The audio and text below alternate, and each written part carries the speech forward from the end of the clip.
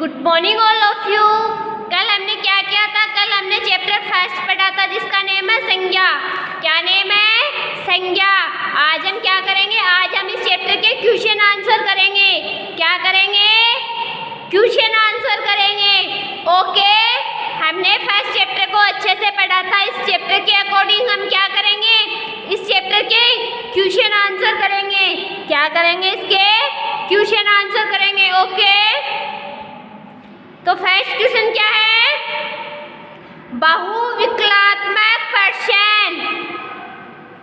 तो इसमें फर्स्ट क्या है? किसी व्यक्ति वस्तु स्थान के नाम को कहते हैं। किसी व्यक्ति वस्तु और स्थान के नाम को क्या कहते हैं? संज्ञा कहते हैं। क्या कहते हैं? हमने पढ़ा था ना इस चैप्टर में कि किसी व्यक्ति वस्तु स्थान के नाम को संज्ञा कहते हैं। नेक्स्ट क्या है?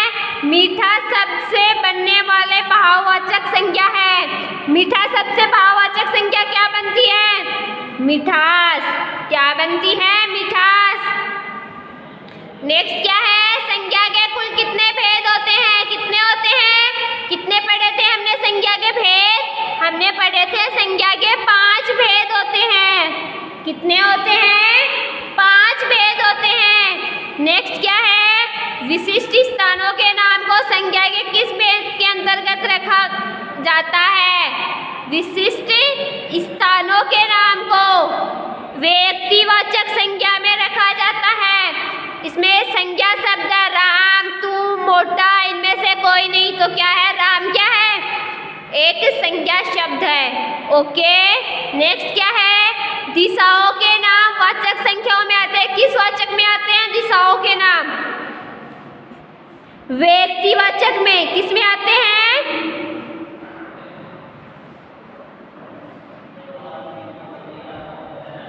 दिशाओं के नाम व्यक्तिवाचक संज्ञा में आते हैं। नेक्स्ट क्या है? एक ही प्रकार के व्यक्ति या वस्तु का बोध कराने वाले शब्दों को जातिवाचक संज्ञा कहते हैं। जातिवाचक संज्ञा कहते हैं। नेक्स्ट क्या है? जिन संज्ञा शब्दों से का बोध हो, भाववाचक में किसका बोध होता है? भाववाचक में गुण, दोष, गुण, दोष, धर्म, भाव, किसका बोध होता है? गुण, दोष, धर्म, भाव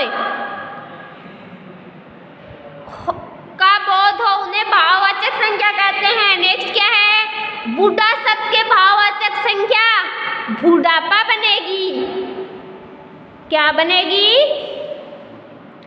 बुढ़ापा बनेगी। ओके, इसमें हमने क्या किया है? इसमें हमने रिक्त स्थानों की पूर्ति की है। क्या की है? रिक्त स्थानों की पूर्ति की है। नेक्स्ट क्वेश्चन क्या है? लघुरात्मक या निबंधात्मक प्रश्न।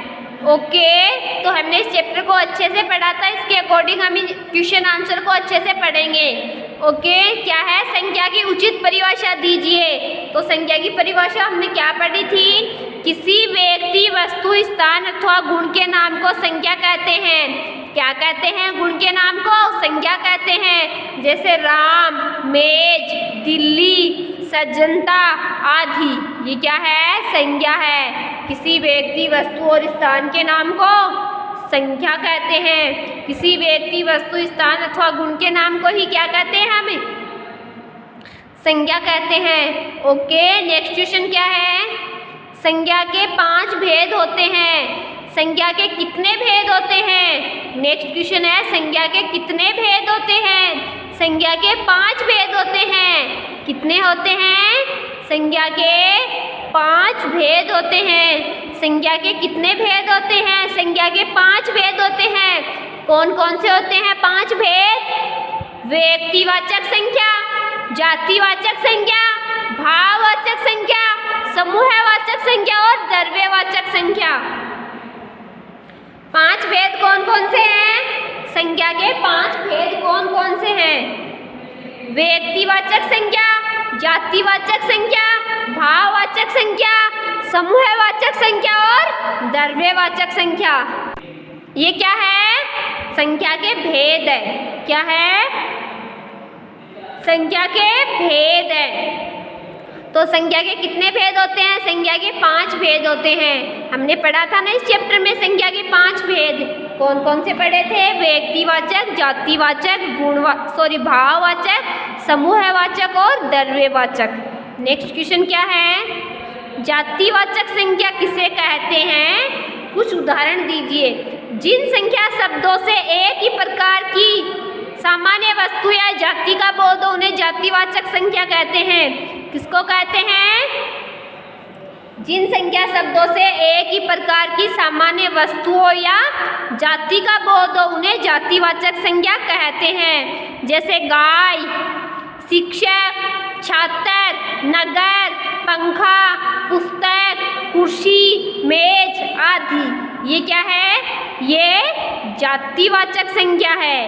क्या है? जातिवाचक संख्या है। नेक्स्ट क्या है? व्यक्तिवाचक संख्या किसे कहते हैं? उदाहरण दीजिए। जिन संख्या शब्दों से किसी विशिष्ट व्यक्ति या स्थान का ज्ञान हो उन्हें व्यक्तिवाचक संख्या कहते हैं। जिन संख्या शब्दों से किसी व्यक्ति या स्थान का ज्ञान हो उन्हें व्यक्तिवाचक संख्या कहते हैं। जैसे राम, यमुना, रहीम, दिल्ली, जयपुर आदि। ये क्या है? व्यक्तिवाचक संख्या के उदाहरण। क्या है? व्यक्तिवाचक संख्या के उदाहरण है। ओके, तो व्यक्तिवाचक संख्या किसे कहते हैं? जिन संख्या शब्दों से किसी विशेष व्यक्ति या स्थान का ज्ञान हो उन्हें व्यक्तिवाचक संख्या कहते हैं। जैसे राम, यमुना, रहीम, दिल्ली, जयपुर आदि। नेक्स्ट क्या है? भाववाचक संख्या। क्या है? भाववाचक संख्या किसे कहते हैं? उदाहरण दीजिए। जिन संख्या शब्दों से किसी वस्तु या व्यक्ति के गुण, कर्म और स्वभाव का बोध हो उन्हें भाववाचक संख्या कहते हैं। जैसे चाल, विनम्रता, बचपन, मिठास, सुख, मुस्कान, सुंदरता, बुढ़ापा, लालिमा आदि। तो भाववाचक संख्या किसको कहते हैं? जिन संख्या शब्दों से किसी वस्तु या व्यक्ति के गुण, कर्म और स्वभाव का बोध उन्हें भाववाचक संख्या कहते हैं। तो भाववाचक संख्या किसको कहते हैं? जिन संख्या शब्दों से किसी वस्तु या व्यक्ति के गुण, कर्म और स्वभाव का बोध होता है उन्हें भाववाचक संख्या कहते हैं। भाववाचक में क्या होता है? किसका बोध होता है? किसी वस्तु या व्यक्ति के गुण, कर्म और स्वभाव का बोध होता है, उन्हें क्या कहते हैं? भाववाचक कहते हैं। ओके, नेक्स्ट क्वेश्चन क्या है? निम्नलिखित विशेषण शब्दों से भाववाचक या संख्या शब्द बनाइए। विशेषण शब्दों से क्या बनाना है? भाववाचक। तो लाल क्या है? लाल विशेषण शब्द है और लालिमा क्या हो गया? उसका भाववाचक हो गया। हरा क्या है? विशेषण शब्द है। हरियाली क्या हो गया? भाववाचक हो गया। सुंदर क्या है? विशेषण शब्द और सुंदरता भाववाचक हो गया। स्वस्थ क्या है? विशेषण शब्द है और स्वास्थ्य क्या हो गया?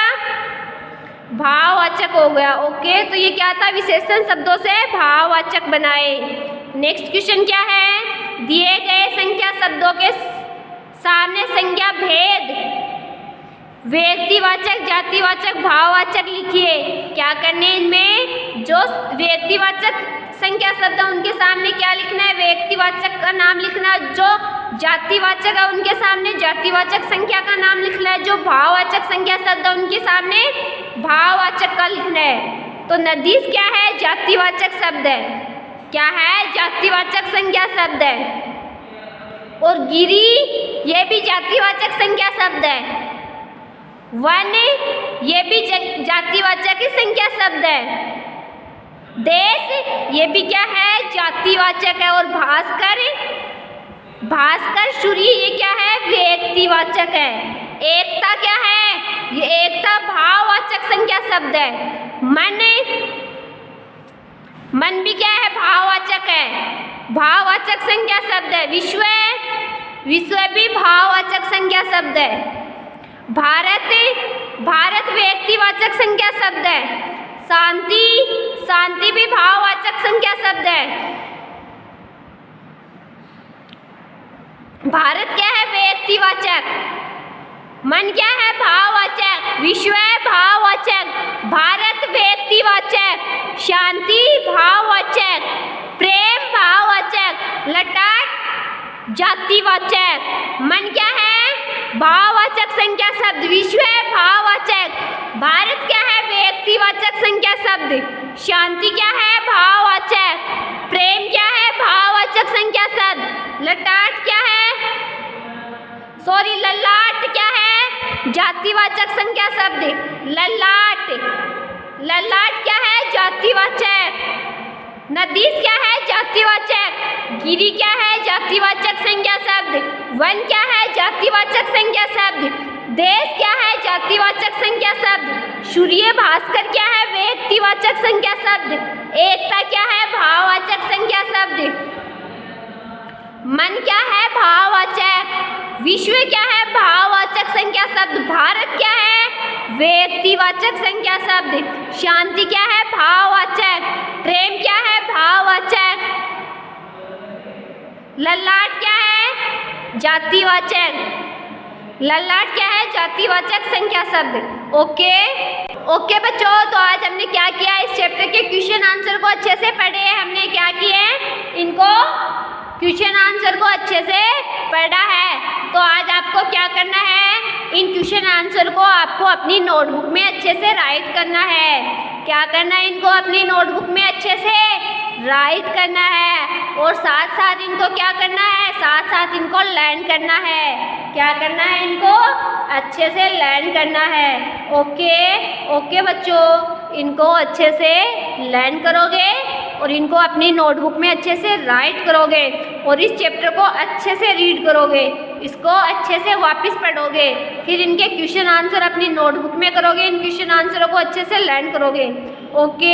ओके बच्चों, आज के लिए इतना ही काफ़ी है। कल हम पढ़ेंगे नया टॉपिक। थैंक यू बच्चों।